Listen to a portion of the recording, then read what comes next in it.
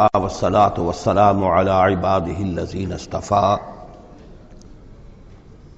خصوصا على أفضلهم وخاتم النبيين محمد الأمين وعلى آله وصحبه أجمعين. أما بعد فقد قال الله تبارك وتعالى كما ورد في سورة الأعراف: أعوذ بالله من الشيطان الرجيم بسم الله الرحمن الرحيم.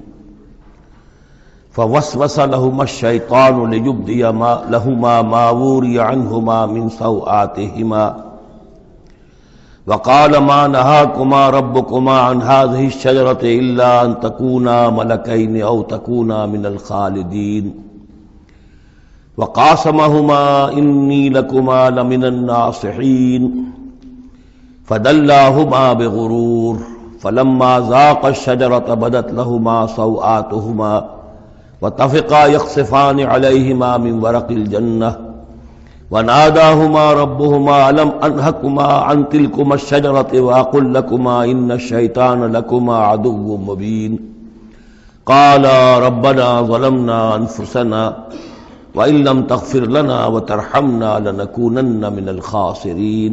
صدق الله العظيم. رب اشرح لي صدري ويسر لي امري واحلل عقدة من لساني يفقهوا قولي. اللهم ربنا الهمنا رشدنا واعذنا من شرور انفسنا. اللهم ارنا الحق حقا وارزقنا اتباعه وارنا الباطل باطلا وارزقنا اجتنابه. آمین یا رب العالمین. سورہ اعراف کے دوسرے رکوع میں قصہ آدم و ابلیس قرآن حکیم میں دوسری مرتبہ بیان ہو رہا ہے. اس سے پہلے یہ سورہ بقرہ میں اس کے چوتھے رکوع میں آ چکا ہے. البتہ آپ دیکھیں گے کہ اگرچہ یہ قصہ جو ہے قرآن مجید میں 7 مرتبہ آیا ہے، 6 مرتبہ مکی صورتوں میں اور 1 مرتبہ مدنی صورت میں، لیکن یہ کہ ہر جگہ کوئی نہ کوئی بات نئی ہے، اس لیے کہ جس دور سے بھی یہ تحریک جو ہے حضور کی دعوت کی گزر رہی تھی، اس دور کے حوالے سے کچھ چیزیں جو ہیں وہ ہر جگہ پر آپ کو مزید نمایاں ملیں گی. اب مثلاً اس رکوع کے شروع میں ہمیں وہ عظیم آیت ملی ہے کہ جس میں جمع کا صیغہ اختیار کیا گیا ہے. وَلَقَدْ خَلَقْنَاكُمْ ثُمَّ صَوَّرْنَاكُمْ ثُمَّ قُلْنَا لِلْمَلَائِكَةِ اسْجُدُوا لِآدَمَ فَسَجَدُوا إِلَّا إِبْلِيسَ. اس کے بارے میں پچھلی مرتبہ میں عرض کر چکا ہوں. اب دوسری بات جو آ رہی ہے وہ یہ ہے کہ جو شیطان نے ورغلایا حضرت آدم کو اور حضرت حوا کو سلام علیہما، کہ جس درخت کا پھل کھانے سے اللہ تعالیٰ نے انہیں روک دیا تھا، کسی طریقے سے ورغلا کر انہیں اس درخت کا پھل کھانے پر آمادہ کر لیا. اس کے لیے لفظ آیا فوسوس لہما. یہ وسوسہ اصل میں ہم یہ سمجھتے ہیں کہ شاید یہ چیزیں اس طور سے ہو رہی تھی جیسے کہ ہم ایک دوسرے کے سامنے کھڑے باتیں کر رہے ہیں، ایک دوسرے کو پہچان رہے ہیں، لیکن حضرت آدم اور حوا کے بھی دلوں میں وسوسہ اندازی کی ہے شیطان نے، جیسے کہ شیطان وسوسہ اندازی کرتا ہے ہمارے دلوں میں. یہ مکالمے اس طرح کے نہیں ہے کہ وہ ایک ہی محفل میں کھڑے ہوئے. عام طور پر سورہ بقرہ کے چوتھے رکوع میں بھی اور دوسرے مقامات پر بھی ہمارا تصور کچھ اور رہتا ہے، لیکن یہاں وہ پردے حائل ہیں. ابلیس جو ہے وہ یقیناً جو ہے جنات میں سے تھا. حضرت آدم علیہ السلام کے لیے اس وقت بھی وہ انویزیبل تھا، لہذا نفس جو آیا ہے فوسوس لہما الشیطان، وسوسہ ان کے دلوں میں ڈالا. لیبدی لہما ما وری عنہما من سوآتہما. اب یہاں خاص طور پر ایک بات آ رہی ہے، اس کو ہم متشابہات ہی میں شمار کریں گے. یہاں ایک خاص اثر ظاہر کیا جا رہا ہے کہ وہ شجر ممنوع تھا، اس کا پھل کھانے کا ایک نتیجہ برآمد ہوا، اور وہ یہ ہوا کہ حضرت آدم اور حوا پر ان کی شرمگاہیں جو ہیں وہ نمایاں ہو گئیں. یا تو ایسا ہے کہ پہلے انہیں شعور نہیں تھا، اب شعور پیدا ہو گیا، یا یہ کہ انہیں کوئی خاص لباس جنت کا حلہ اللہ تعالیٰ نے عطا کیا ہوا تھا، وہ لباس اتر گیا اس درخت کا پھل کھانے کے نتیجے میں. یہ چیزیں ایسی ہیں کہ جس سے یقیناً بہت سے لوگوں کو کچھ قیاس آرائیوں کا موقع ملا ہے.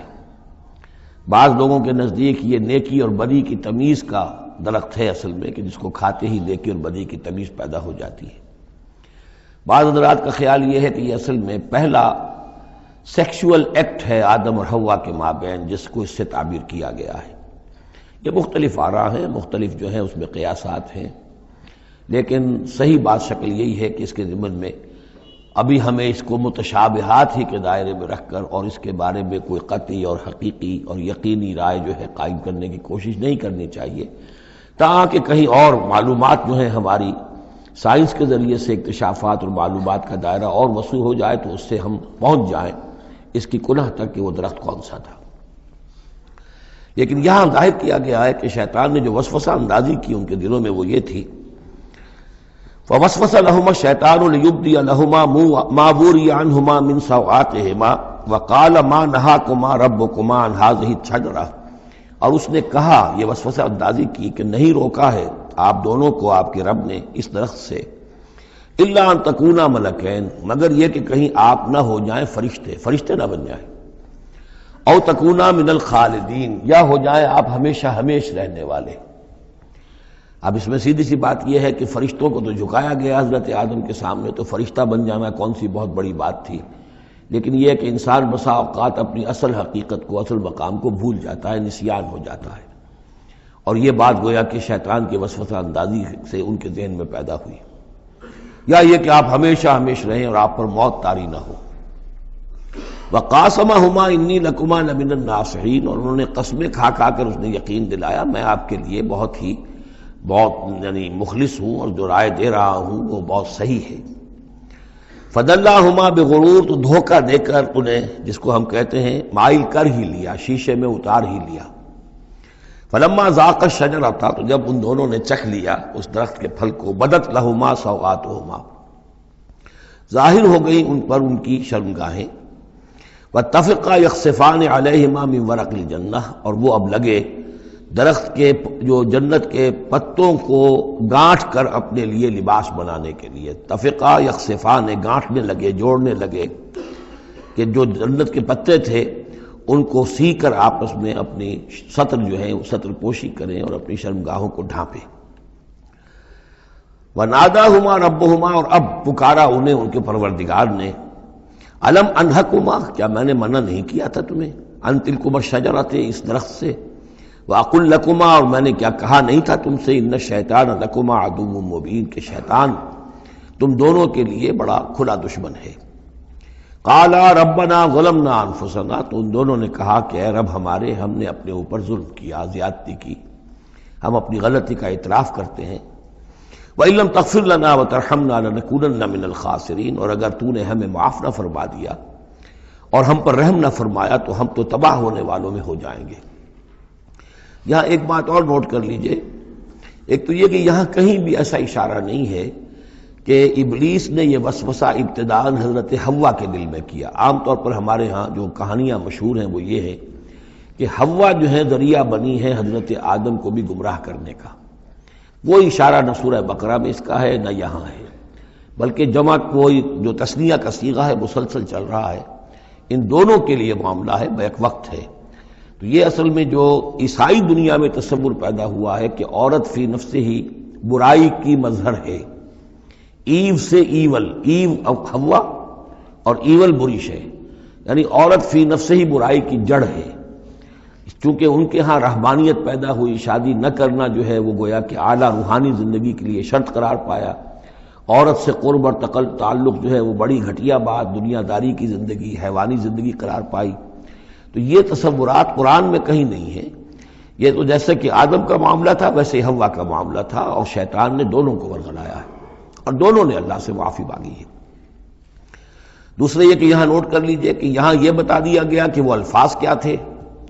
وہاں سورہ بقرہ میں ہم پڑھا ہے فَتَلَقَّىٰ آدَمُ مِن رَبِّهِ كَلِمَاتٍ فَتَابَ عَلَيْهِ، حضرت آدم کے دل سخت پشیمانی کے جذبات پیدا ہوئے تو اس کے لیے الفاظ خود اللہ تعالیٰ نے تلقین فرما دیے، اور وہ الفاظ یہ ہیں ربنا ظلمنا انفسنا وان لم تغفر لنا وترحمنا لنكونن من الخاسرین۔ قال اهبطوا بعضكم لبعض عدو، اور اللہ نے فرمایا کہ اب اترو یہاں سے۔ حبوط کے بارے میں گفتگو میں سورہ بقرہ میں کر چکا ہوں، تم ایک دوسرے کے دشمن ہوگے۔ عداوت جو ہے وہ چل رہی ہے، شیطان اور اس کی ذریت اور حضرت آدم کی اولاد، اس کے مابین تو سب سے بڑی دشمنی ہے، مستقل دشمنی ہے۔ باقی یہ ہے کہ انسانوں کے اندر بھی آپس میں دشمنیاں چلتی ہیں۔ وَلَكُمْ فِي الْأَرْضِ مُسْتَقَرٌّ وَمَتَاعٌ إِلَىٰ حِينٍ، اور اب تمہارے لیے زمین میں ٹھکانہ ہے اور ساز و سامان ہے، ضرورت کی چیزیں ہیں، إِلَىٰ حِينٍ، ایک وقت معین تک کے لیے، یہ ابدی نہیں ہے، ہمیشہ کے لیے نہیں ہے، ایک خاص وقت تک کے لیے اب تمہیں وہاں رہنا بسنا ہے، اور وہاں رہنے بسنے کے لیے جو ضروری چیزیں ہیں وہاں فراہم کر دی گئی ہیں۔ قال فیہا تحیون وفیہا تموتون ومنہا تخرجون، ساتھ یہ بھی فرما دیا کہ اب اسی زمین میں تم رہو گے اور اسی میں تم مر کر داخل ہو جاؤ گے، فیہا تموتون، اسی میں مرو گے، ومنہا تخرجون، اور اسی میں سے تمہیں دوبارہ نکال لیا جائے گا بعث بعد الموت۔ یا بنی آدم قد انزلنا علیکم لباسا یواری سوآتکم وریشا، اب یہاں ایک جو یعنی ایک راہبانہ تصور ہی، الٹا قسم کا راہبانہ تصور جو ہے، یوں سمجھیے کہ پیدا ہو گیا تھا عرب کے لوگوں میں بھی۔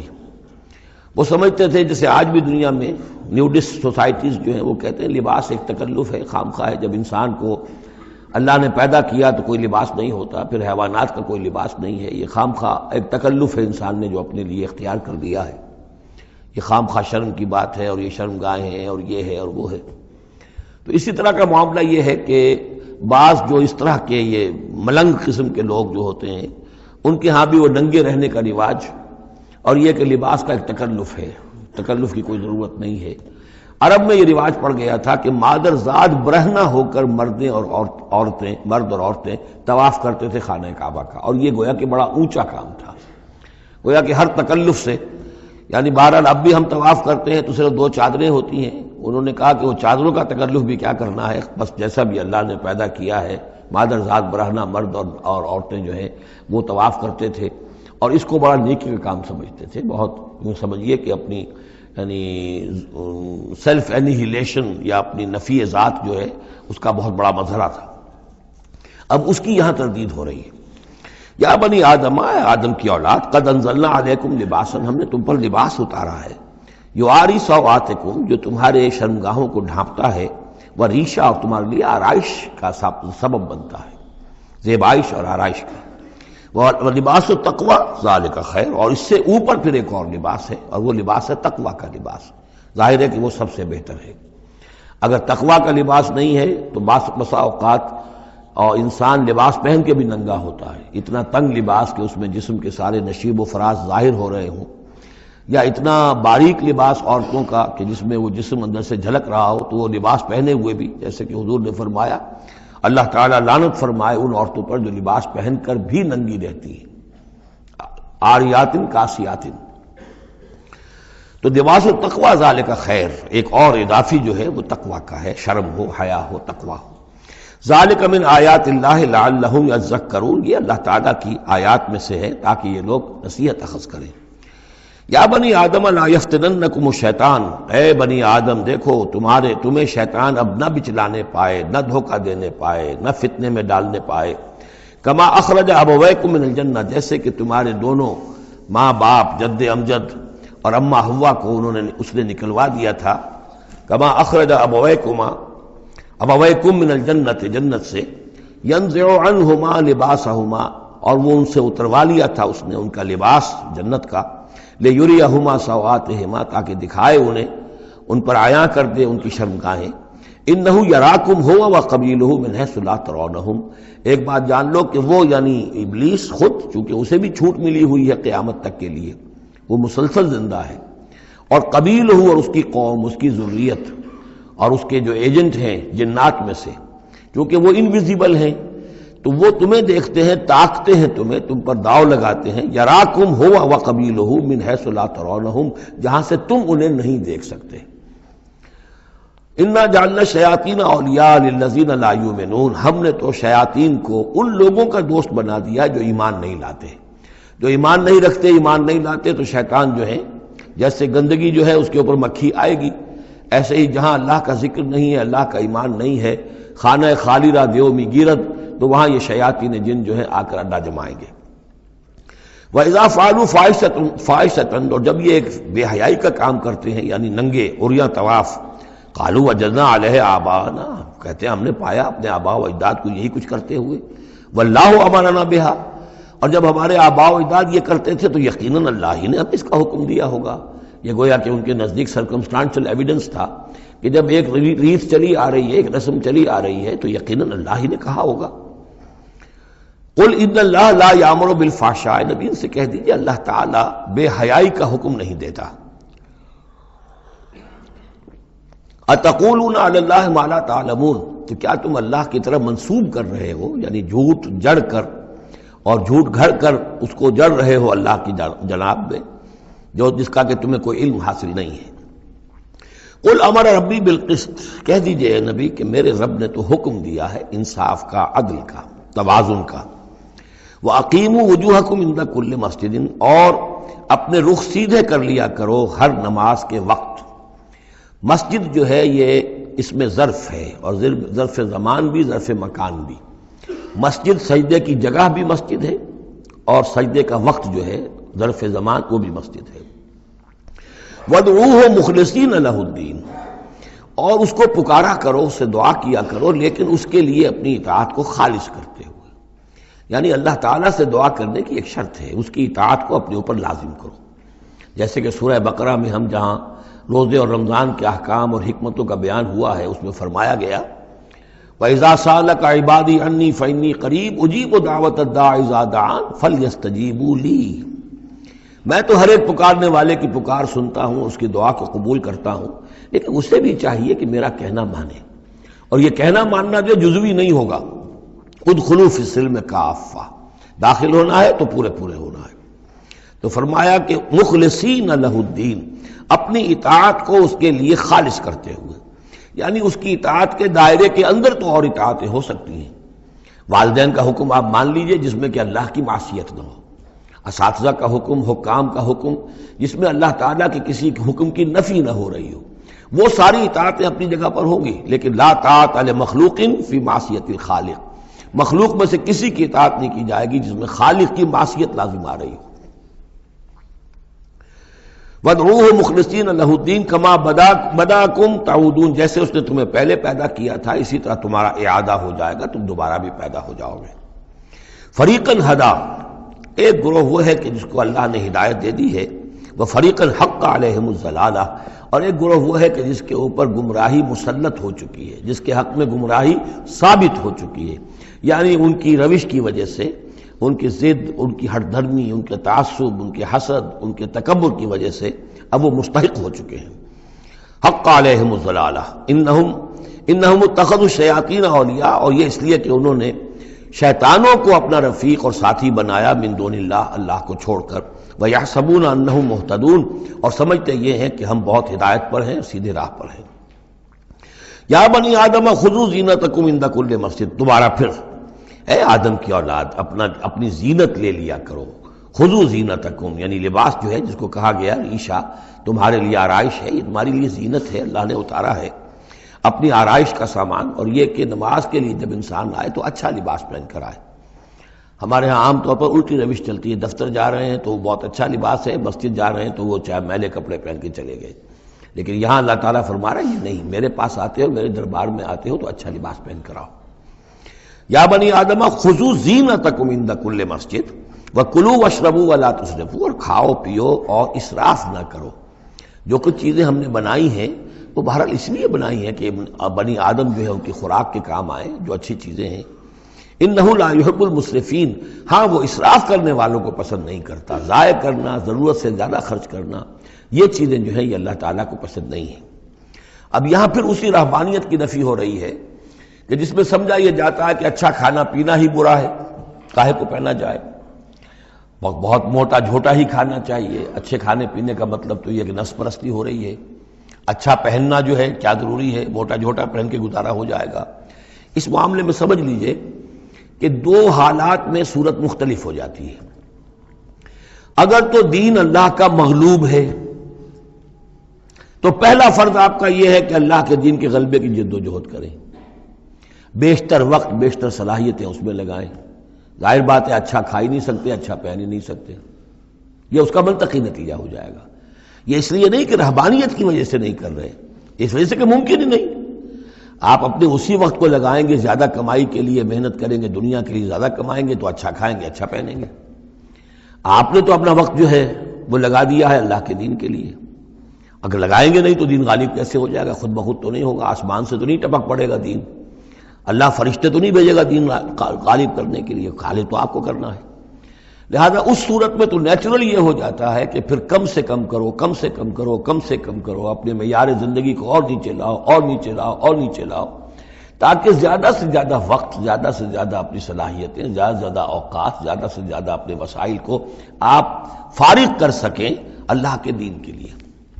لیکن اس حالت میں یہ جو ہوتا ہے یہ کسی رہبانیت کی وجہ سے نہیں ہے. جیسے کہ صحابہ کرام نے سختیاں جھیلی، بھوک برداشت کی، گھر بار چھوڑے، لیکن وہ کسی رہبانیت کے نظریے کے تحت نہیں تھے. وہ ایک مثبت جہادی نظریہ ہے، جد و جہد، انقلابی جد و جہد. اور اس انقلابی جد و جہد میں تو دنیا میں جو بھی کوئی آئی ہے پارٹی، ریولوشنری پارٹی، اسے یہ سختیاں جھیلنی پڑی ہیں، چاہے وہ کمیونسٹ ہو یا کوئی اور ہو. انقلاب تو اس کے بغیر آتا ہی نہیں ہے. البتہ اگر دین غالب ہو گیا، قائم ہے، اب گویا کہ جو ریاست ہے، اسلامی ریاست ہے، نظام خلافت ہے، اب آگے دین کو پھیلانا اور عام کرنا اور مزید اس کے غلبے کی جد و جہد کی توسیع جو ہے یہ ریاست کے ذمے آ گئی.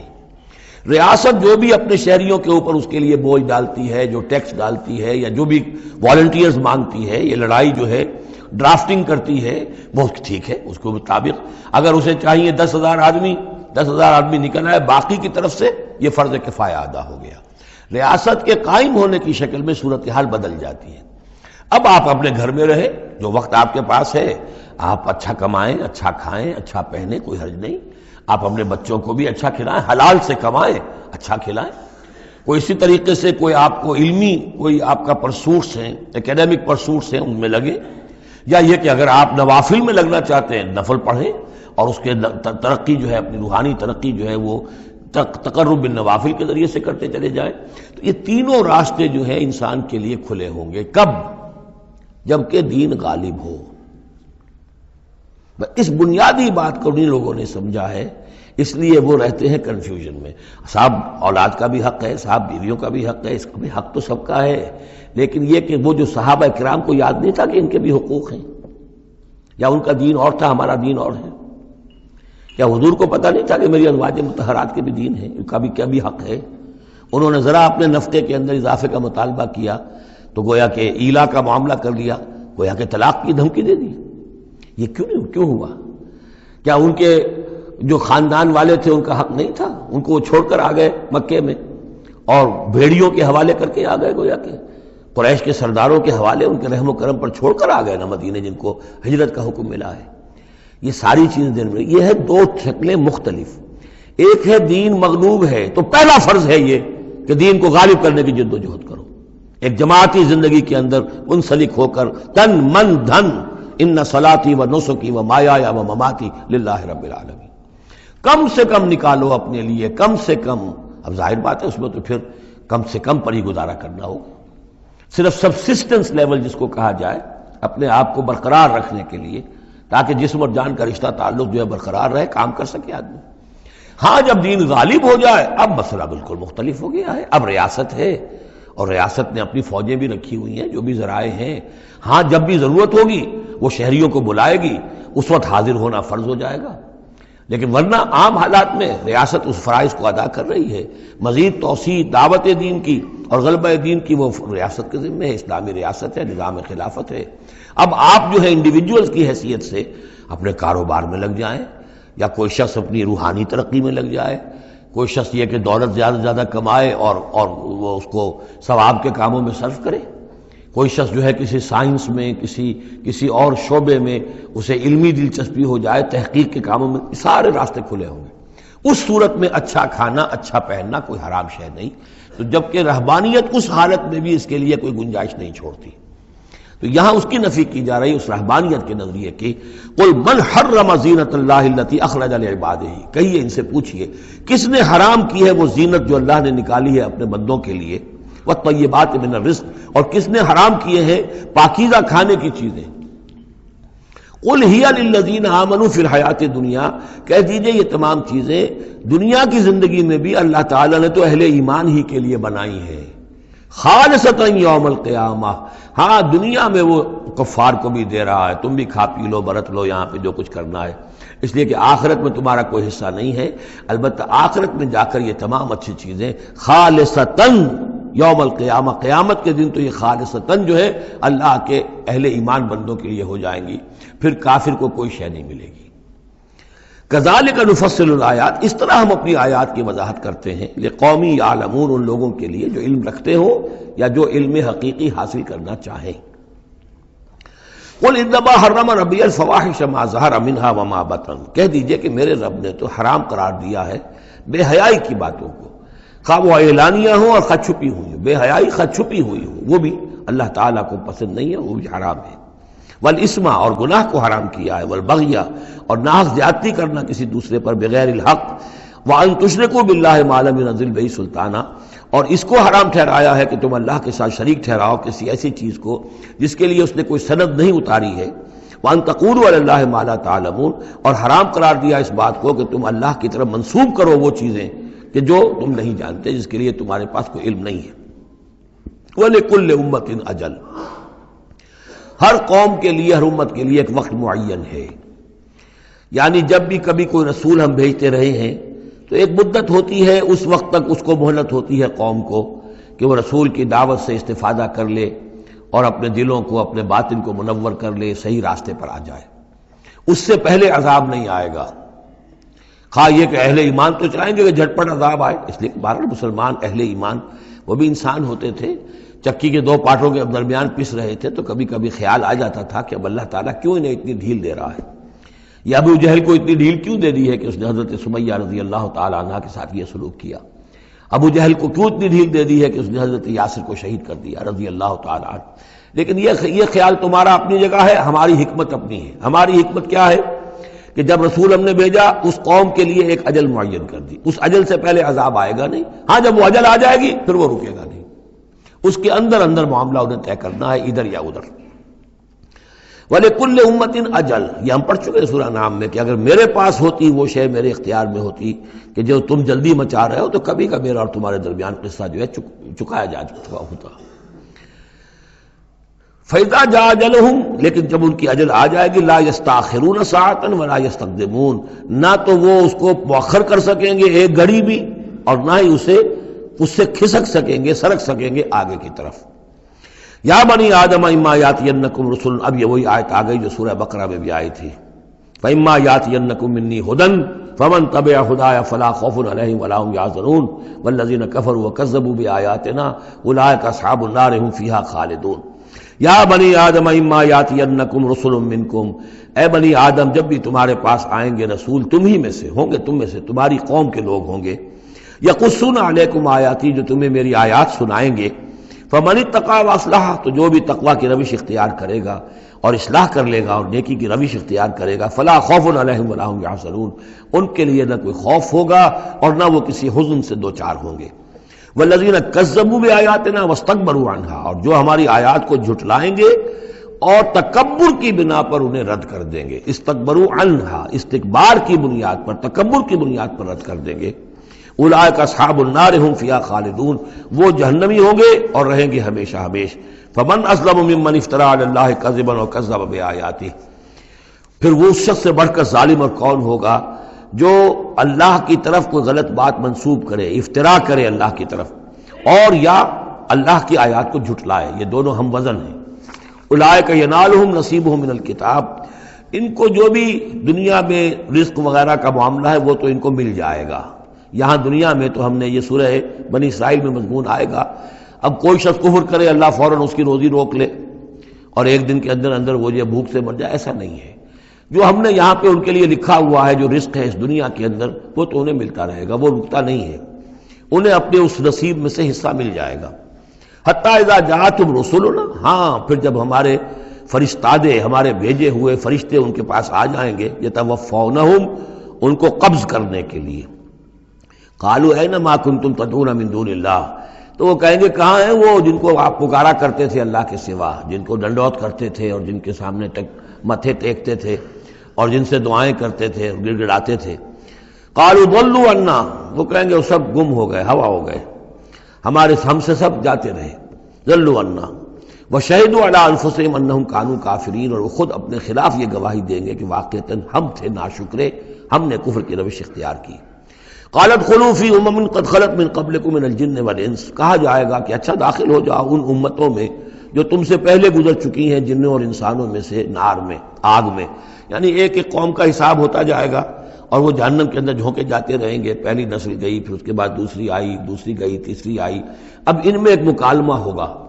ظاہر بات ہے جو پہلے گئے تھے وہ تھے بزرگ، بڑے تھے، لیڈر تھے، یا یہ کہ وہ پچھلی نسل تھی جنہوں نے بدعات شروع کی تھیں، خرافات کا آغاز کیا تھا. یہ بعد میں آنے والے ان پر لعنت کریں گے کہ تم نے ہمیں مروایا، تمہاری وجہ سے ہم بھی برباد ہو کر یہاں آئے ہیں، تو تمہیں دوہرا عذاب ملنا چاہیے. لیکن یہ کہ وہاں وہ کہیں گے کہ نہیں، ہم جیسے ہم گمراہ تھے ویسے انہیں تمہیں گمراہ کیا. تو یہ مکالمہ ہوگا. اور یہ نوٹ کر لیجئے، یہ جو میں نے عرض کیا تھا کہ اس سورہ مبارکہ میں ایام اللہ جو ہے یہ اس کا مین تھیم ہے. تو ایام اللہ کو یوں سمجھیے کہ ایک تو انسانی تخلیق کے اعتبار سے، ایک تو وہ ازل ہے جبکہ آدم کی تخلیق ہوئی، قصہ آدم و ابلیس ہوا، یہاں سے تو ہمارا وہ وقت جو ہے وہ شروع ہوتا ہے. اور جنت اور دوزخ میں پہنچ کر گویا کہ وہ ایک دور ختم ہوتا ہے، وہ آخری بات ہے. یہ ہے انتہا اور ابتدا.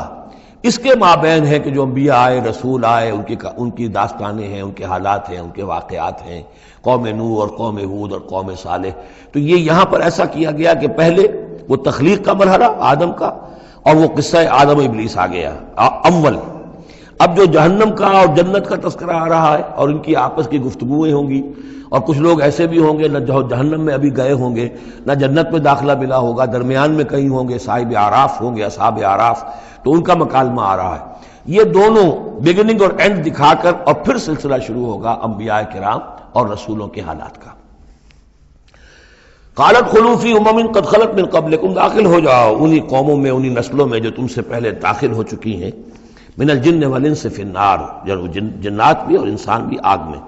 کلما دخلت امت لعنت اختہا، جب بھی کوئی امت داخل ہوگی تو وہ دوسری امت کو لعنت کرے گی. حتی اذا ادارکوا فیہا جمیعا، اور جب وہ سب کے سب اس میں گر چکیں گی، تمام کی تمام نسلیں اور امتیں. قالت اخراہم لاولاہم، تو بعد میں آنے والی کہے گی پہلی نسل سے، ربنا ہؤلاء اضلونا، اے اللہ ان بدبختوں نے ہمیں گمراہ کیا تھا. دنیا میں تو کہتے تھے کہ ہمارے آباء و اجداد ہیں، ہمارے اسلاف ہیں، ان کی ریتیں ہیں، ان کی روایتیں ہیں، ان کی چیزیں ہیں، کیسے چھیڑ دیں. لیکن یہاں پر کیا ہوگا؟ ربنا ہؤلاء اضلونا، ان لوگوں نے ہمیں برباد کیا، انہوں نے ہمیں گمراہ کیا. فآتہم عذابا ضعفا من النار، تو انہیں تو دگنا عذاب دے آگ میں سے. قال لکل ضعف، اللہ فرمائے گا نہیں، سب کے لیے دگنا ہے. جیسے یہ نے تم کو گمراہ کر کے آئے تھے، تم بھی اپنے بعد والوں کو گمراہ کر کے آئے ہو. تو یہ تو گویا کہ سلسلہ چل رہا ہے. تو اس لیے یہ کہ وہ تو ہر ایک کو سوچنا چاہیے تھا کہ اپنی عقل سے کام لیتا، ہم نے تمہیں عقل دی تھی، شعور دیا تھا، کیوں تم تقلید اعمیٰ کے اندر مبتلا رہے؟ آباء و اجداد کی تقلید ہو رہی ہے، اپنے لیڈروں کی تقلید ہو رہی ہے. تو یہ تقلید اعمیٰ کے لیے تمہیں میں نے آنکھیں دی تھی، تمہیں کان دیے تھے، تمہیں میں نے عقل دی تھی، تمہیں نیکی اور بدی کا شعور دیا تھا. ہر شخص جو ہے وہ ذمہ دار ہے. قال لکل ضعف، اللہ فرمائے گا سب کے لیے دوہرا ہے. ولکن لا تعلمون، لیکن تمہیں اس کا علم نہیں ہے. وقالت اولاہم لاخراہم، اب وہ کہیں گے پچھلے جو ہیں، جو پہلے والے تھے، بعد میں آنے والوں کو، فما کان لکم علینا من فضل، دیکھو نا، نہیں نا تمہیں کوئی، ہم پر کوئی فضیلت حاصل نہیں ہو سکی، تم نے خام خواہ ہم پر لعنت کی، لیکن اس سے کیا حاصل تمہیں کیا ہوا؟ ما کان لکم علینا من فضل فذوقوا العذاب بما کنتم تکسبون، اور اب چکھو مذاق عذاب کا اپنی کرتوتوں کے باعث. ان الذین کذبوا بآیاتنا واستکبروا عنہا، یقیناً وہ لوگ جنہوں نے ہماری آیات کو جھٹلایا اور استکبار پھر عنہا، اور بر بنائے تکبر ان کو رد کیا، اعراض کیا ان سے تکبر کی بنیاد پر. لا تفتح لهم ابواب السماء، ان کے لیے آسمان کے دروازے کبھی نہیں کھولے جائیں گے. یہ کچھ اشارات ہیں قرآن مجید میں جس سے معلوم ہوتا ہے کہ جہنم اسی زمین پر ہوگی، اور ابتدائی جنت بھی یہی ہوگی. ابتدائی نزل والی جنت جو ہے وہ بھی اسی زمین پر ہوگی، اور جہنم بھی اسی زمین پر ہوگی. اور کچھ ایسا سا تصور ہوتا ہے کہ جیسے زمین کو جب کھینچا جائے گا، وَإِذَا الْأَرْضُ مُدَّتْ، زمین کو جب کھینچا جائے گا تو جیسے ربڑ کی کربج کی کوئی گیند ہو اس کو کھینچے تو آپ کو معلوم ہے کہ جو جہاں سے وہ زیادہ موٹی ہے وہ پچک جائے گی. جب وہ پچکے گی تو اس کے اندر جو لاوا ہے اس وقت بھی زمین کے پیٹ میں بھرا ہوا ہے، وہ لاوا وہ ظاہر ہو جائے گا. اور وہ جہنم ہوگی۔ واللہ عالم، یہ کچھ اندازے ہوتے ہیں بعض اشارات سے، اس لیے کہ فیصلہ جو ہے میدان حشر یہی ہے۔ احادیث میں میدان عرفات جو ہے اسی کو کھول دیا جائے گا، وسیع کر دیا جائے گا، اور اسی یہیں پر حشر ہونا ہے۔ وجاء ربک والملک صفا صفا، اور پروردگار بھی شان اجلال کے ساتھ نزول فرمائیں گے اور فرشتے آئیں گے فوج در فوج، اور یہیں پر حساب کتاب ہوگا۔ ابتدائی مہمان نوازی بھی جو ہے وہ یہی ہوگی، لیکن پھر یہ کہ اہل جنت اپنے مراتب کے اعتبار سے اور اوپر کی جنتوں میں چڑھتے چلے جائیں گے، لیکن ظاہر بات ہے یہ لوگ جو ہے یہ یہیں کہیں رہ جائیں گے۔ لا تفتح لہم ابواب السماء، ان کے لیے آسمان کے دروازے کھولے ہی نہیں جائیں گے۔ ولا يدخلون الجنت، اور وہ جنت میں داخل نہیں ہوں گے۔ حتی یلج الجمل فی سم الخیاط، یہاں تک کہ اونٹ گزر جائے، گھس جائے سوئی کے ناکے میں۔ اسے کہتے ہیں تعلیق بالمحال۔ نہ یہ ممکن ہے کہ سوئی کا ناکا اتنا بڑا ہو جائے کہ اونٹ گزر جائے، یا اونٹ اتنا چھوٹا ہو جائے کہ سوئی کے ناکے میں داخل ہو جائے، نہ ان کفار کے جنت میں داخل ہونے کا کوئی امکان ہے۔ اور یہ بات بھی نوٹ کیجئے کہ یہی بات اصل میں حضرت عیسیٰ علیہ السلام نے تنقید جو انہوں نے کی تھی کہ ایک دولت مند شخص ان کے پاس آیا، جیسے ہمارے ہاں بھی ہوتے ہیں جو دیندار ہیں، سیٹھ ہیں، اور وہ دین کے کام بھی کرتے ہیں، تو انہوں نے کہا کہ بتائیے آپ کی تعلیم کیا؟ ان کا نماز پڑھو، روزہ رکھو۔ کہ نماز روزہ میں کرتا ہوں۔ اچھا اپنے غریبوں کے اپنے مال میں سے دو، یہ کرو وہ کرو، یہ بھی میں کرتا ہوں، آپ بتائیے اور کیا ہے؟ پھر آخر میں فرمایا حضرت مسیح نے، اچھا اپنی صلیب اٹھاؤ اور میرے ساتھ چلو۔ یعنی یہ کہ اب وہ ہے وہ جد و جہد حق و باطل کی کشاکش، یہ نیکی کے کام کرنا، دھندوں میں لگے رہنا، اور اپنے ساتھ کچھ نہ کچھ نیکی کا کام ہے، کچھ پن ہے، کچھ خیرات ہے، کچھ ثواب کے کام ہے، کوئی نماز ہے، روزہ ہے، یہ تو آسان ہے، لیکن یہ کہ اس کشاکش حق و باطل جو ہے اس میں لگنا، کہ جس میں پھر اندیشہ ہو کہ پھانسی بھی آ سکتی ہے، اندیشہ ہو جان بھی جا سکتی ہے، تکلیف بھی آ سکتی ہے۔ تو جب انہوں نے کہا کہ اچھا ٹھیک ہے، پھر جب تم نے یہ ساری منزلیں طے کر لی تو آخری منزل ہے اپنی صلیب اٹھاؤ اور میرے ساتھ آ جاؤ۔ تو اس شخص کا چہرہ لٹک گیا اور وہ چلا گیا۔ تو حضرت مسیح نے فرمایا کہ اونٹ کا سوئی کے ناکے میں سے گزرنا ممکن ہے، لیکن کسی دولت مند شخص کا اللہ کی بادشاہت میں داخل ہونا ممکن نہیں ہے۔ بہرحال میں اس وقت اسے کسی دلیل کے طور پہ پیش نہیں کر رہا ہوں، لیکن میں نے صرف یہ کہ یہی جو ہے محاورہ جو قرآن مجید میں یہاں آیا ہے، حتیٰ یلج الجمل فی سم الخیاط، یہی ہے کہ جو حضرت عیسیٰ علیہ السلام نے استعمال کیا۔ وَكَذَلِكَ نَجْزِي الْمُجْرِمِينَ، اور اسی طرح ہم بدلہ دیتے ہیں مجرموں کو۔ لَهُم مِّن جَهَنَّمَ مِہَادٌ، ان کے لیے جہنم ہی کا ہوگا بچھونا، وَمِن فَوْقِهِمْ غَوَاشٍ، اور اسی کا اوڑھنا ہوگا، لحاف بھی اسی کا ہے آگ کا، اور اس کے گدے بھی۔ وَكَذَلِكَ نَجْزِي الظَّالِمِينَ، اور اسی طرح ہم ظالموں کو بدلہ دیں گے۔ وَالَّذِينَ آمَنُوا وَعَمِلُوا الصَّالِحَاتِ، اور وہ لوگ جو ایمان لائے اور جنہوں نے نیک عمل کیے، لَا نُكَلِّفُ نَفْسًا إِلَّا وُسْعَهَا، پھر آ گئی وہی بات، ہم کسی کو ذمہ دار نہیں ٹھہرائیں گے کسی جان کو مگر اس کی وسعت کے مطابق۔ محاسبہ ہوگا انڈیویجول، ہم نے کیا کیا کچھ اسے دیا تھا اس کے حساب سے ہم اس سے حساب لیں گے۔ اولئک اصحاب الجنہ، وہ ہوں گے جنت والے، ہم فیہا خالدون، اور اس میں رہیں گے ہمیشہ ہمیشہ۔ وَنَزَعْنَا مَا فِي صُدُورِهِم مِّن غِلٍّ، اور ہم نکال دیں گے جو کچھ ان کے سینوں میں ہوگا ایک دوسرے کی طرف سے کوئی میل۔ یعنی اہل ایمان بھی انسان ہوتے ہیں، شکوے شکایتیں ہو جاتی ہیں، دینی جماعتوں میں بھی کبھی کسی معمور کو امیر سے شکایت ہو گئی، کسی امیر کو معمور سے شکایت ہو گئی، کسی ایک رفیق کو دوسرے رفیق سے شکایت ہو، انسان ہے۔ اور یہ معاملہ جو ہے ایسا بھی ہوتا ہے، زائل بھی ہو جاتے ہیں، کچھ ایسی شکوے شکایتیں ہوتی ہیں کہ باقی رہتی ہیں، ختم نہیں ہوتی ہیں، ان کے اثرات جو ہیں وہ جذبات کچھ ایسے مجروح ہو جاتے ہیں کسی طریقے سے زائل نہیں ہوتے۔ لیکن فرمایا گیا ہے کئی مقامات پر یہ کہ اللہ تعالیٰ اہل جنت کو جنت میں داخل کرنے سے پہلے جو بھی اہل ایمان میں سے کسی کے لیے ان کے دل میں کوئی کدورت ہوگی، کوئی میل ہوگا، وہ نکال دے گا، تاکہ اب جنت میں داخل ہونے والے سب سررن اخوانن علی سرر متقابلین، بالکل بھائیوں کی طریقے سے صاف دل ہو کر ایک دوسرے کے سامنے رو در رو ہو کر بیٹھیں گے، اور ان کے اندر کوئی غل نہیں رہے گا۔ یہی دعا بھی ہے جو ہمیں تلقین کی گئی ہے، اللہم اغفر لنا ولاخواننا الذین سبقونا بالایمان ولا تجعل فی قلوبنا غلا للذین آمنوا ربنا انک رؤوف رحیم۔ پروردگار اہل ایمان میں سے کسی کے لیے بھی ہمارے دل میں غل اور میل یا کدورت یہ باقی نہ رہنے دے، تو اپنے فضل و کرم سے دھو دے۔ وَنَزَعْنَا مَا فِي صُدُورِهِم مِّن غِلٍّ، بلکہ ان آیات پر حضرت علی کا یہ قول بھی ہے رضی اللہ تعالی عنہ کہ سورہ ہجر کی آیت کے ضمن میں خاص طور پر آتا ہے شان نزول میں، تو انہوں نے فرمایا کہ یہ میرے اور معاویہ کے کا ذکر ہے جو یہاں ہو رہا ہے۔ ظاہر بات ہے جنگیں ہوئی ہیں حضرت علی رضی اللہ عنہ اور حضرت معاویہ رضی اللہ عنہ، تو کتنی کچھ ہو گئی ہوگی شکایت ایک دوسرے سے، تو یہ آیتیں ہمارے لیے ہیں کہ اللہ تعالیٰ ہمیں دونوں کو جنت میں داخل کرے گا تو ہمارے دلوں سے یہ کدورتیں جو ہے وہ نکال دے گا۔ وَقَالُوا الْحَمْدُ لِلَّهِ الَّذِي هَدَانَا لِهَذَا، اور وہ کہیں گے کل شکر ہے اور کل تعریف ہے اس اللہ کی جس نے ہمیں یہاں تک پہنچایا۔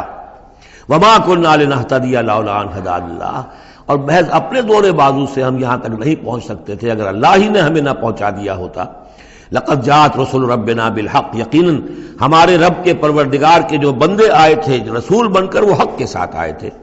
وَنُودُوا، اور تب انہیں ندا کی جائے گی، پکارا جائے گا، أَن تِلْكُمُ الْجَنَّةُ أُورِثْتُمُوهَا بِمَا كُنتُمْ تَعْمَلُونَ، اب یہ وہ جنت ہے جس کے تم وارث بنا دیے گئے ہو تمہارے اعمال کی وجہ سے۔ بندے کا کام یہ ہے کہ وہ یہ کہے گا اے اللہ میں اس لائق نہیں تھا، میرے اعمال ایسے نہیں تھے، میں اپنے اعمال کے بل پر کبھی بھی نہیں اس کا مستحق ہو سکتا تھا، یہ سارا تیرا فضل ہے، تیرا کرم ہے، تیری عطا ہے، تیری دین ہے۔ اللہ فرمائے گا نہیں میرے بندے، تو نے محنت کی تھی، کوشش کی تھی، ایثار کیا تھا، تو نے حق کا راستہ چوز کیا تھا، تو نے کبھی نقصان بھی برداشت کیا تھا حق کے لیے اور باطل کا مقابلہ کرنے میں تکالیف بھی جھیلی تھی، تو بندہ جو ہے وہ کہے گا نہیں پروردگار یہ سب تیرا فضل ہے، اور اللہ کہے گا یہ تمہارے اعمال کی وجہ سے۔ دونوں جزوی طور پر حقیقتیں ہیں، یہ دونوں چیزیں ہیں مل کر ایک بات کو مکمل کرتی ہیں۔ ہم ارادہ کرتے ہیں کام کا، اللہ تعالیٰ اس کام کی توفیق دے دیتا، ارادہ ہی نہ کریں تو توفیق نہیں ہوگی، اور محض اپنے ارادے سے ہم کچھ نہیں کر سکیں گے جب تک کہ اللہ کی طرف سے توفیق اور تیسیر نہ ہو جائے۔ وَنَادَىٰ أَصْحَابُ الْجَنَّةِ أَصْحَابَ النَّارِ، اور جنتی لوگ پکار کر کہیں گے جہنمیوں سے أَن قَدْ وَجَدْنَا مَا وَعَدَنَا رَبُّنَا حَقًّا، ہم نے تو پا لیا جو کچھ کہ ہمارے رب نے ہم سے وعدہ کیا تھا کہ وہ سچ نکلا، صحیح نکلا، جن نعمتوں کا ہم سے وعدہ کیا تھا وہ ہمیں مل گئی۔ فَهَلْ وَجَدْتُم مَّا وَعَدَ رَبُّكُمْ حَقًّا، تو تم نے بھی کیا سچا پا لیا اللہ کا وعدہ جو اللہ نے تم سے وعدہ کیا تھا، وہ ساری چیزیں تمہیں مل گئی؟ قالوا نعم، وہ کہیں گے جی ہاں، ہمارے ساتھ بھی جو وعدے تھے، جو وعیدیں تھیں، جو دھمکیاں تھیں، جو عذاب کی مختلف شکلیں تھیں، وہ سب ہیں جن میں ہم اس وقت گرے ہوئے ہیں۔ فَأَذَّنَ مُؤَذِّنٌ بَيْنَهُمْ، تو پکارے گا کوئی پکارنے والا ان کے مابین، اللعنۃ اللہ علی الظالمین، کہ اللہ کی لعنت ہے ظالموں پر۔ الذین یصدون عن سبیل اللہ ویبغونہا عوجا، وہ لوگ کہ جو روکتے بھی تھے اور رکتے بھی تھے اللہ کے راستے سے، اور اس راستے میں کجی نکالتے تھے کہ اگر دیکھ لیا کسی شخص کے بارے میں کہ اس کا رجحان ہو گیا ہے کہ وہ محمد صلی اللہ علیہ وسلم کی باتیں توجہ سے سننے لگا ہے، تو اس کو ورگلانے کے درپے ہو جانا، اس کے لیے طرح طرح کی جو ہے پریشانیاں پیدا کرنا۔ وہم بالآخرۃ کافرون، اور یہ لوگ کافرت کے منکر تھے۔ وبینہما حجاب، اب یہ گفتگو تو ہو رہی ہوگی جنت اور دوزخ والوں کے مابین، ان دونوں کے مابین ایک پردہ ہوگا، ایک فصیل حائل ہوگی۔ یہ نقشہ جو ہے زیادہ کلیئرلی سورہ حدید میں کھینچا گیا ہے، وَضُرِبَ بَيْنَهُمْ بِسُورٍ لَهُ بَابٌ، بینہما حجاب، فصیل ہوگی، ادھر جنت ہے ادھر دوزخ ہے۔ وعلی الاعراف رجال، اور عرف کہتے ہیں جو فصیلوں کے اوپر بنی ہوتی ہیں، جھروکے سے بنے ہوتے ہیں، جہاں سے کہ جھانک کر دیکھتے ہیں، تو اس طرح آپ نے فصیلوں کے اوپر دیکھے ہوں گے، وہ تو اعراف ہوں گے۔ رجال یعرفون کلا بسیماہم، وہ لوگ ہوں گے جو سب کو پہچانتے ہوں گے، جہنمیوں کو بھی پہچانتے ہوں گے اور دوزخیوں کو بھی پہچانتے ہوں گے۔ اس لیے کہ یہ کون ہوں گے؟ یہ بین کے لوگ تھے جن میں کچھ نیکی بھی تھی، بدی بھی تھی، نہ یکسو ہوئے تھے ادھر نہ یکسو ہوئے تھے ادھر، تو کچھ نیکیاں کچھ بدیاں انہوں نے جمع کر لی تھیں، اور ان کے اعمال جو ہے وہ برابر ہو گئے، بدی اور نیکی کے اعمال جو ہے وہ برابر ہو گئے، تو اس حوالے سے ان کو ابھی درمیان میں روک لیا گیا ہے کہ نہ وہ جہنم میں جھونکے گئے نہ جنت میں داخل ہوئے۔ اور یہ وہ لوگ ہیں، ظاہر بات ہے کہ جو پھر جب بین کے لوگ تھے کچھ تو پہچانتے تھے ادھر سے کفار کو بھی ادھر سے اہل ایمان کو بھی، تو یعرفون کلا بسیماہم، وہ سب جانتے تھے پہچانتے تھے، ان کو بھی جو جنت میں ہے ان کو بھی جو دوزخ میں ہے۔ ونادى اصحاب الجنت، اب وہ پکاریں گے جنت والوں کو، ان سلام علیکم، سلام ہو آپ پر، سلامتی ہے آپ پر، لم يدخلوها، وہ اس میں ابھی داخل نہیں ہوئے، وہم یطمعون، اور اس کی بڑی طمع ہوگی کاش کہ اللہ ہمیں بھی جلدی سے داخل کر دے۔ وَإِذَا صُرِفَتْ أَبْصَارُهُمْ تِلْقَاءَ أَصْحَابِ النَّارِ، اور جب ان کے ذرا چہرے جو ہے پھیر دیے جائیں گے، ان کی نگاہیں جو ہیں وہ ادھر پھیر دی جائیں گی کہ ذرا جہنمیوں کو بھی مشاہدہ کر لو۔ وَإِذَا صُرِفَتْ أَبْصَارُهُمْ تِلْقَاءَ أَصْحَابِ النَّارِ قَالُوا رَبَّنَا لَا تَجْعَلْنَا مَعَ الْقَوْمِ الظَّالِمِينَ۔ اس وقت وہ کہیں گے پروردگار ہمیں ان ظالموں کے ساتھ شامل نہ کر دیجو، کیونکہ ابھی بین بین ہے، بین الخوف والرجا، تو انہیں امید بھی ہے، یطمعون بھی ہے، لیکن اندیشہ بھی ہے۔ تو یہ کہ بیچ میں چونکہ لٹکے ہوئے ہیں، اس لیے ادھر دیکھتے ہیں تو انہیں سلام کرتے ہیں، اور یہ کہ دل میں ان کے امنگیں جاگ جاتی ہیں، تمنائیں جاگ جاتی ہیں کہ اللہ ہمیں بھی ان کے ساتھ شامل کر دے، اور ادھر دیکھتے ہیں تو کہتے ہیں ربنا لا تجعلنا مع القوم الظالمین۔ ونادى اصحاب الاعراف رجالا يعرفونهم بسیماہم، اور اب یہ اہل جہنم میں سے ان لوگوں کو جنہیں یہ پہچانتے ہوں گے ان کے چہروں سے، ان کی نشانیوں سے، ان کو پکاریں گے قالوا ما اغنى عنكم يومكم وما كنتم تستكبرون، کچھ کام نہ آیا تمہاری جمعیت، تمہارے پرے، تمہاری فوجیں، تمہارے حاشیہ نشین، یہ کہاں گئے؟ اور جو کچھ تم تکبر کیا کرتے تھے، اکڑتے تھے، اے ابو جہل کیا بنا تیرا، اور اے ولید بن مغیرہ تیرا کیا ہوا؟ اہؤلاء الذین اقسمتم لا ینالهم اللہ برحمت، کیا وہ لوگ اب جنت والوں میں وہاں پہ آپ کو فقراء بھی نظر آئیں گے، وہاں بلال بھی نظر آئے گا، وہاں صہیب رومی بھی ہوں گے، وہاں یاسر بھی ہوں گے، یہ لوگ تھے نا جن کے بارے میں تم کہتے تھے ان کو کیسے اللہ تعالیٰ کسی رحمت سے نواز سکتا ہے، یہ تو ہمارے کمی کاری گھٹیا طبقے کے لوگ ہیں، اللہ نے ہمیں دولت دی ہے، حیثیت دی ہے، وجاہت دی ہے، ہمیں طاقت دی ہے، عزت دی ہے، یہ جو لوگ ہیں گرے پڑے ان کو اللہ تعالیٰ کیسے نواز دے گا؟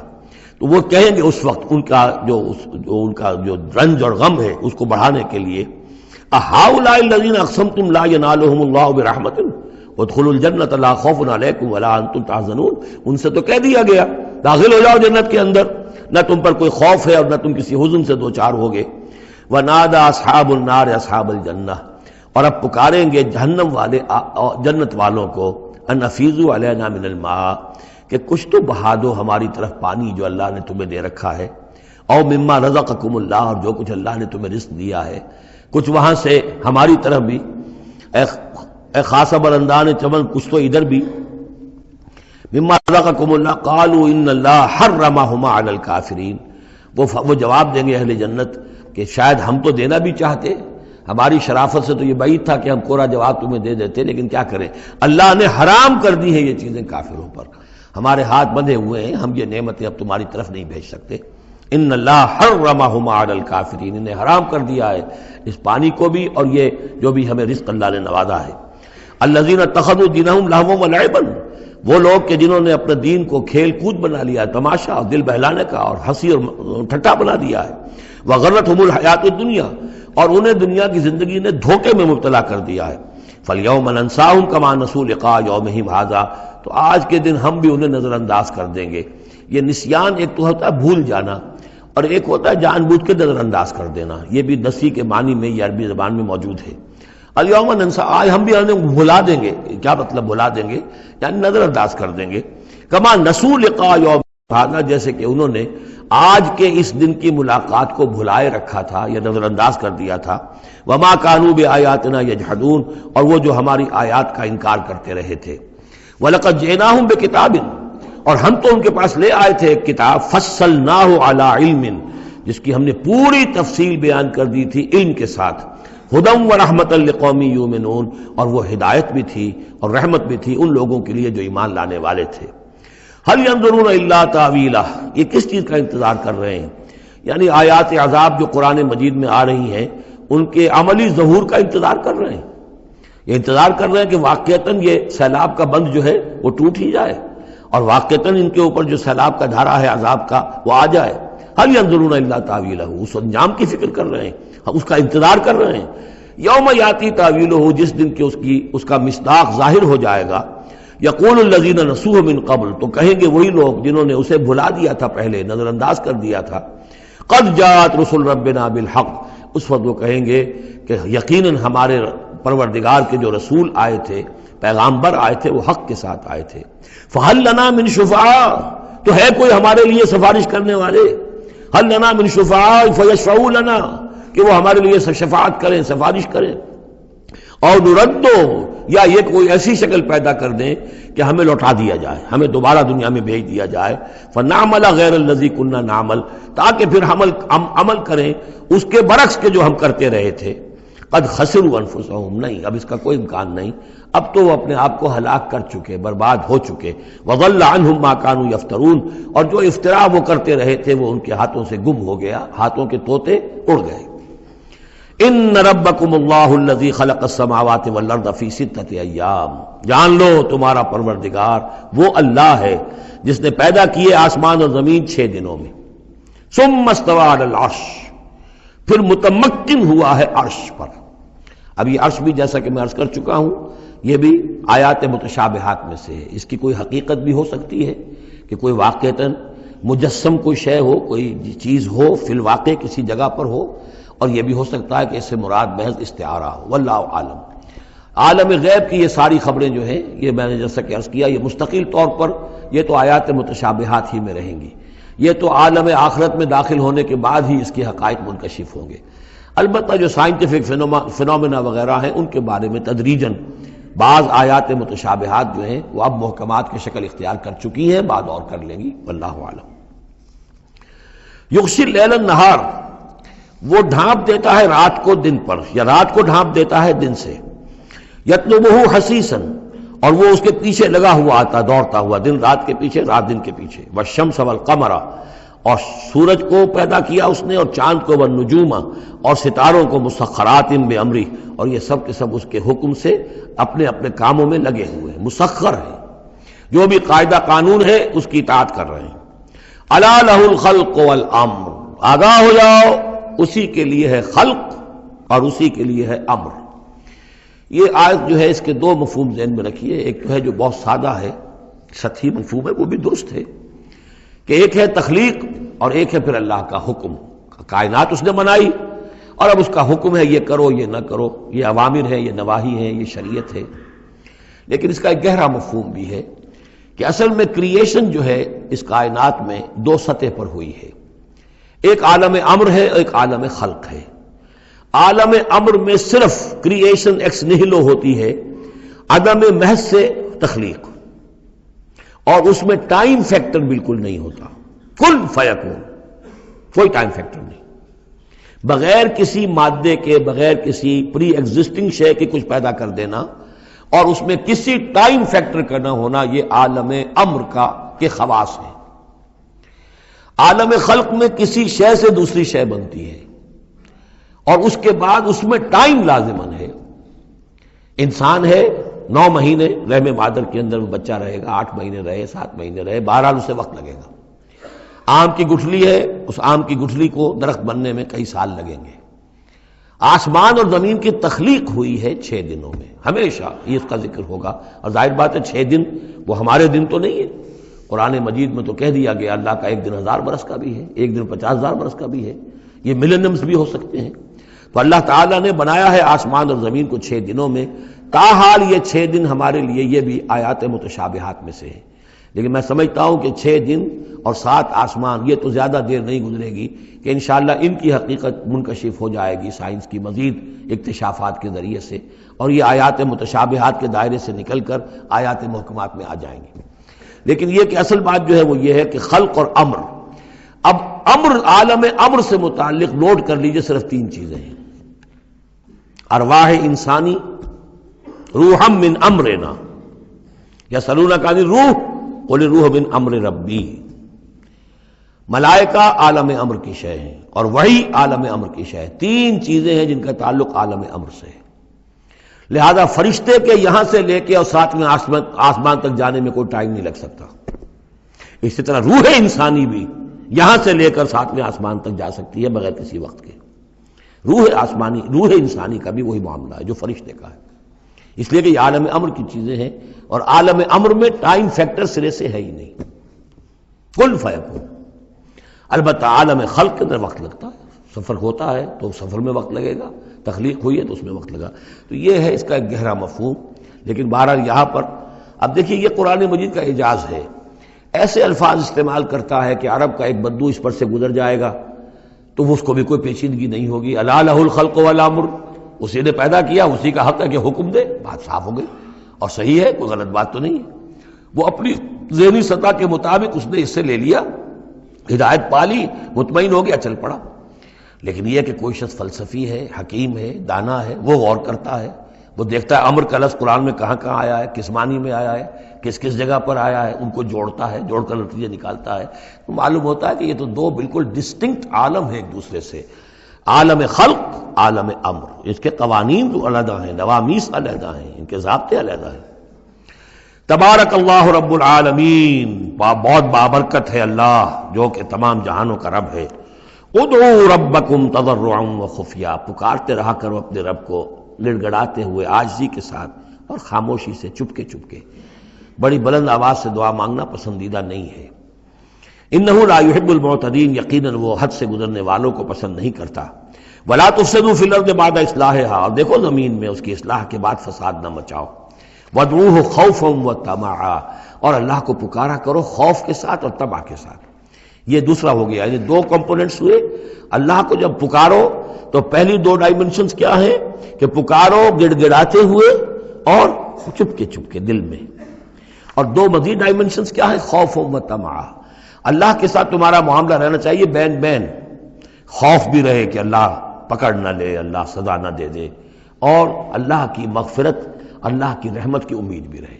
ما بین الخوف والرجا، رجا امید، خوف خوف کے درمیان، تو خوف و طمع، اللہ کو جب بھی پکارو ان دونوں کے بین بین ہو کر تمہاری کیفیت قلبی اور روحانی ہونی چاہیے۔ ان رحمت اللہ قریب من المحسنین، یقیناً اللہ تعالیٰ کی رحمت جو ہے وہ اہل احسان بندوں کے بہت ہی قریب ہے، بہت نزدیک ہے۔ وَهُوَ الَّذِي يُرْسِلُ الرِّيَاحَ بُشْرًا بَيْنَ يَدَيْ رَحْمَتِهِ، اور وہی ہے جو بھیجتا ہے ہوائیں بشارت دیتی ہوئی اس کی رحمت کے آگے آگے، یعنی بارش جب آنی ہوتی ہے تو اس سے آگے آگے ٹھنڈی ہوا کے جھونکے آتے ہیں، یہ گویا کہ بشارت لے کے آ رہی ہے کہ بارش آنے والی ہے۔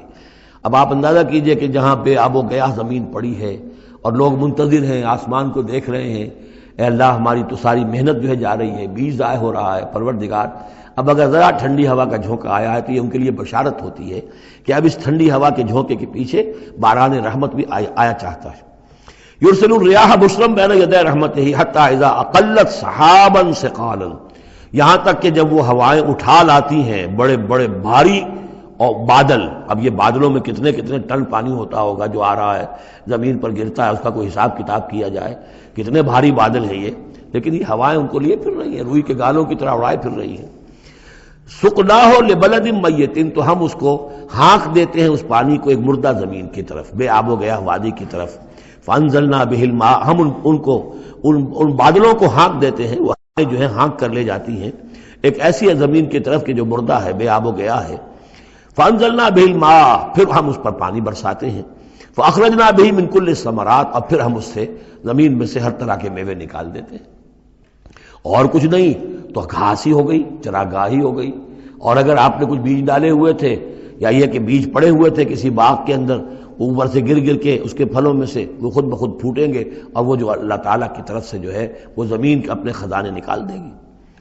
کذالک نخرج الموتیٰ، اور یہ ہے اصل جو تشبیہ دی گئی، اسی طرح ہم مردوں کو نکال لائیں گے زمین سے۔